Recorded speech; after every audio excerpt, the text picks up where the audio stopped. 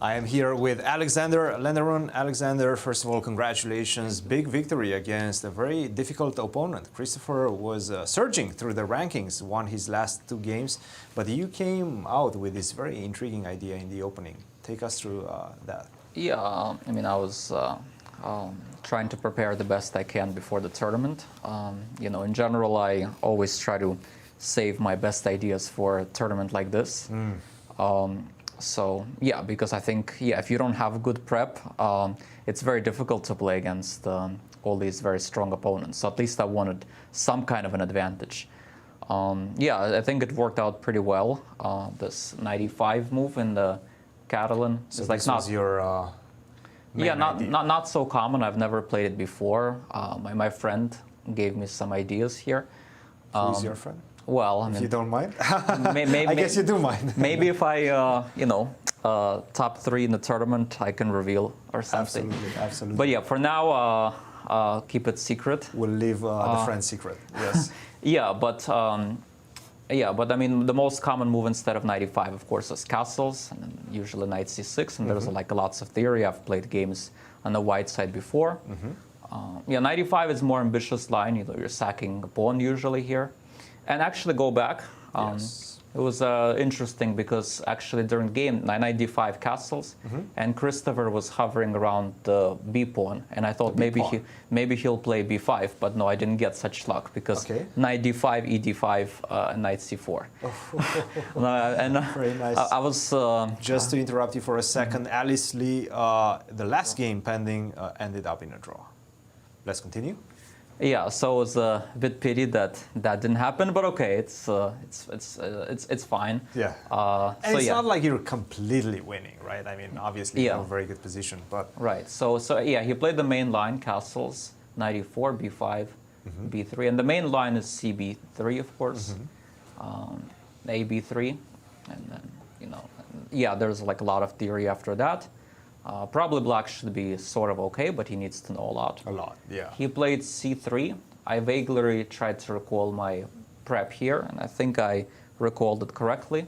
And I guess I got a pretty good position, but maybe I misplayed at some point. No, you did. Actually, you were.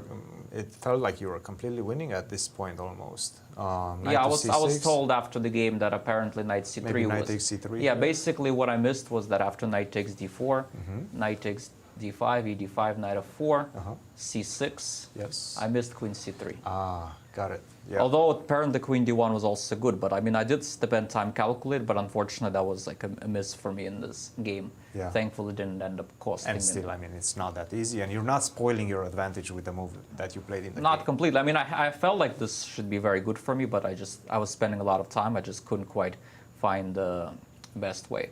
Did you feel like you let him back in the game at any point? Or? Oh yeah, for sure. At some point, I thought it was like very much close to equal. Also, can we go back a few moves? Sure.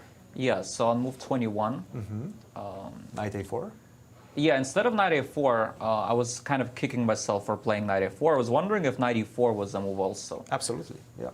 Yeah, and then because then c2, maybe I can take on f6. But it's actually not good because of knight b4. Oh wow, good thing I didn't do it then. I mean, knight b4 is also such a crazy move. Yeah, I didn't see. Yeah, I was kind of. Somehow I just missed c2. It was a bit strange, but I felt like I was missing a lot of stuff here. And no, knight a4 actually was the best move according to the engine. So okay, so knight c3, yeah, and rook c5 I didn't see at all. But yeah, I guess it transposes to this position anyway, which I thought is quite a bit better for me. But I. Definitely no risk for me, but I didn't really see how exactly to play. And it's limited material. I mean, if he exchanges one pawn, then you might. So you play queen b6, and I guess somewhere here bishop e6, rook e5. Yeah, and here my original intention was something like bishop f1 or bishop. Yeah, but then I realized queen b3 just doesn't. Queen c5, queen b2 somehow. Yeah. And I think I also calculated something with maybe bishop e4 instead of bishop f1, or maybe queen c3 instead of bishop f1, queen c3. Yes. I was looking at that, but then still, you can take, and I just realized it's not that great because there's always pressure on f2. So yeah, kind of reluctant to play rook b1, but apparently it was a good move. Good move. I still keep the tension and still a bit better. So yeah, I mean, I was kind of hoping for the best. I mean, his king is a bit weakened. And what was the last mistake that he made? What do you feel like the last You mistake? know, I'm not really sure because it was Or it was just a build-up? I thought it was like heading toward the draw, and there was like mutual time scramble. But then, like by the time we got to move 40, I thought I might already be winning, concretely. So. And I think you were indeed. Yeah. So I'm not exactly. Especially this move G5, which. Yeah, G5 looks very interesting, but I guess I calculated well here that. I mean, I thought H5 also maybe should be very promising. Well, G5, H5. Yes. But I think I calculated well here, HG, HG. Yes. And then I think that it's important instead of bishop c4, if I go king g1, then it's rook c8. So that's why it's important to start with bishop c4.